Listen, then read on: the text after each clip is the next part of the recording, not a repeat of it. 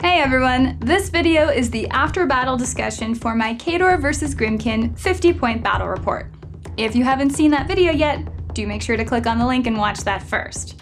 If you have already seen it, then this discussion goes a little more in depth into the strategies and our thoughts during the game. I hope you enjoy. And don't forget to like this video, because you like it.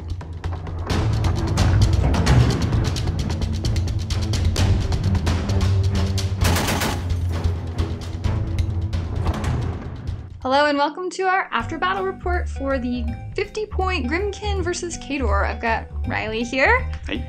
We're gonna chat a little bit about how the game went. So this was the Grymkin army box. So we know what's kind of in that list. And then for Khador, I brought Zerkova 1, a few jacks, just sort of rounded out the infantry in the Winter Guard theme force. Part of the reason I picked her was because if the Grymkin took her, it really wouldn't be that big a deal. So, as far as the scenario goes, what do we roll? Pit? So we played the Pit 2, Yes. which is the scenario that has 2 square zones on the outsides and then a circular zone in the middle with objectives at the back of the That's zones, right. respectively. And it just spreads your army out like crazy. So, the Heretic did pretty well. He stayed pretty central. The Heretic did well. He stayed pretty central. He's a 7 Fury Cat lock. Warlock, he's not a caster. That's right. And so he was able to kind of control the table pretty well from the center. There was also a wall that was conveniently placed just outside the circular zone for the Heretic kind of to use as a bunker, which was really nice. That did work out really well. And then you also had the Gorehound with the extended control area, So the Gorehound, which has extended control range, so with the 14-inch control range of the Heretic, he's 28 inches away, so he can range super far up the board, and he has Ghostly, so he can move through things, and then he has Sprint, so he can pop back. He's a really good harassment piece that's able to, harass. It was awful. Be a pain in the Winter butt Guard, poor Kovnik Joe, didn't know what was happening. Just outside of the building, suddenly there's this dog with a 8-foot tongue. I mean, after him, it was terrible. So, Grymkin didn't really have a lot of answers. Zerkova, not much of a jack caster. She just sort of could fill him with focus because she's 7 focus, which was helpful. I don't know how well you do with a 6 focus caster in that scenario. Again, having to spread out so much. Unceremoniously losing my Demolisher made me very sad because I was really hoping Armor 23 would protect him a little more, but obviously I put too many eggs in that basket because I didn't have anything else to support on that side. I think that was a really pivotal part in the game because you only put that Demolisher, what it was, in that zone, and once I cleared it out with the piggybacks, who rolled incredibly well against it, by the way. Yes. Once I cleared that out, I knew that whole side of the table was mine because you had focused so much on the other side, and I had that building right there in that zone that unless you had Ghostly or something, which you could have given with Ghost Walk, but you never wanted to spend it. Well, it's hard because you'd have to trample across it.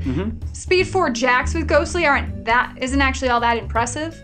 So, and I didn't have any way of getting additional speed on them. And then your Arcana cards coming in on me were, you got to use all 3 of them. I did, even though one of them was useless when I used it, but that's okay. I had to take something away. Him killing my movement was very annoying. Him going stealth in, turn 2? Bottom of turn 2, I used the Shroud Arcana. Yeah, and so that ended up being really effective. Thankfully and mercifully only after I got a really good AoE with my Mortar Crew. You did get a really good AoE, and those Arcana are something that really drew me to Grymkin because of their reactionary nature and their ability to make your opponent have to completely change what they're doing in the middle of the turn, both I think with the stealth, with Shroud, and with Labyrinth, which is -2 speed. It really messed up kind of your plan for the turn because it was like, okay, now my models don't function the way I want them to.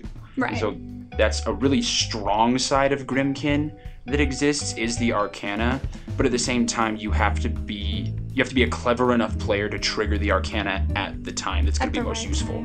Because I could have triggered Shroud on the first turn, but it just wasn't worth it because you didn't have enough to get in to actually shoot at. To really take anything out, yeah. And then the recursion on the lantern, or on the Hollow Man was really, really powerful. Incredible, yeah. And Lantern Man was really hard to reach because you can keep him really far back. So yeah, I think if I had to rank like overperforming and underperforming units and whatnot, I would say the Hollow Man probably functioned about how they're supposed to function, which is clear infantry, be obnoxious, recursion, be around. The piggybacks functioned way above what I think they should be able to do, taking out an ARM 23 Warjack that has a full grid. Like that's crazy. Yes, they had some help from Fury.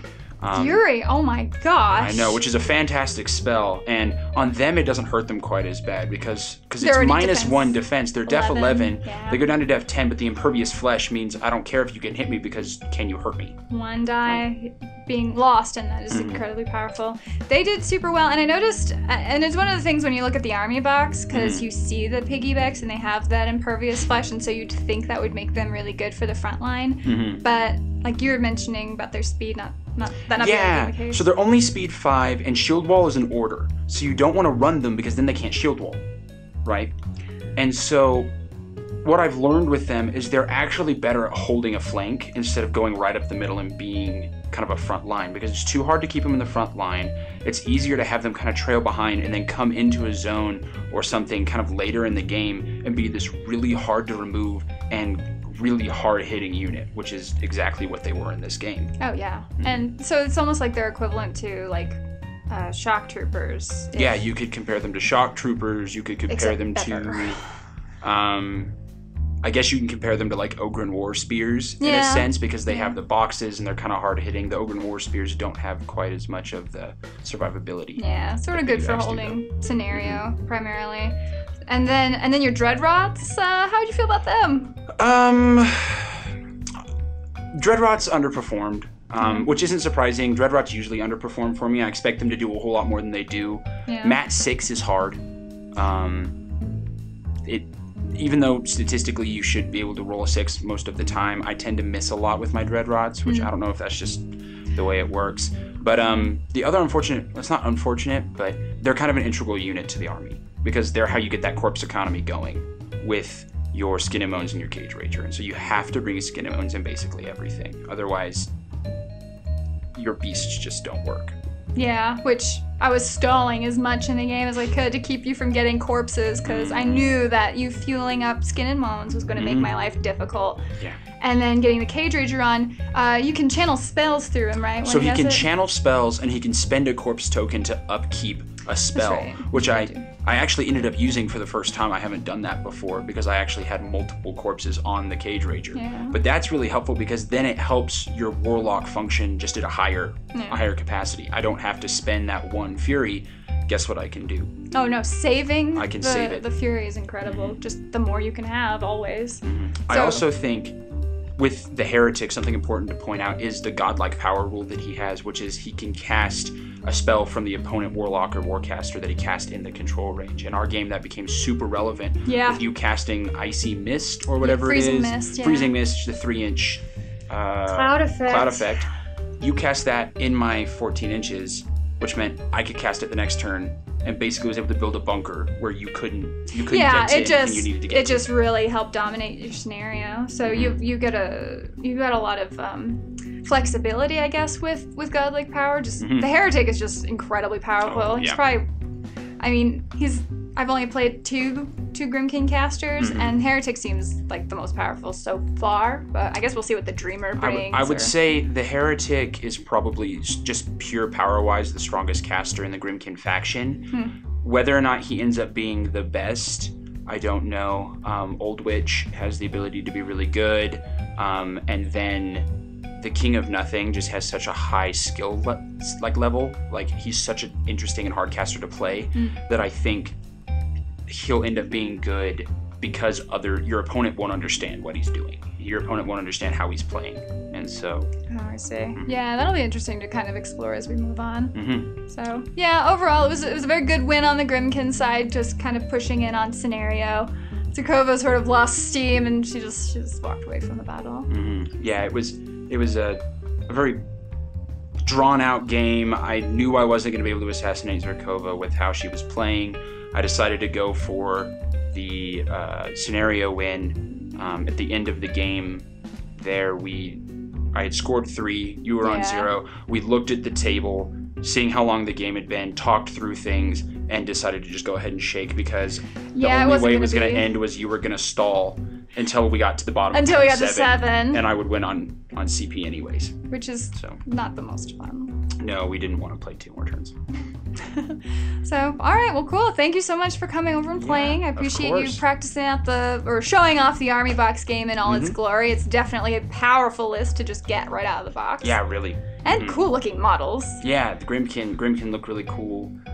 That Army Box is a fantastic bargain for what you're getting in it. You get almost everything that's integral to the faction except for the Death Knell, but giving you the battle engine in the Army Box might not be smart business on Fair enough. Privateer presses. They'll just, you play the Army Box, you'll just know to pick it up anyway. So, anyway, I guess that's it for that. Thank you again for playing. Of course. Thank you guys for watching. Let us know what you thought of the game in the comments below, and we will see you next time.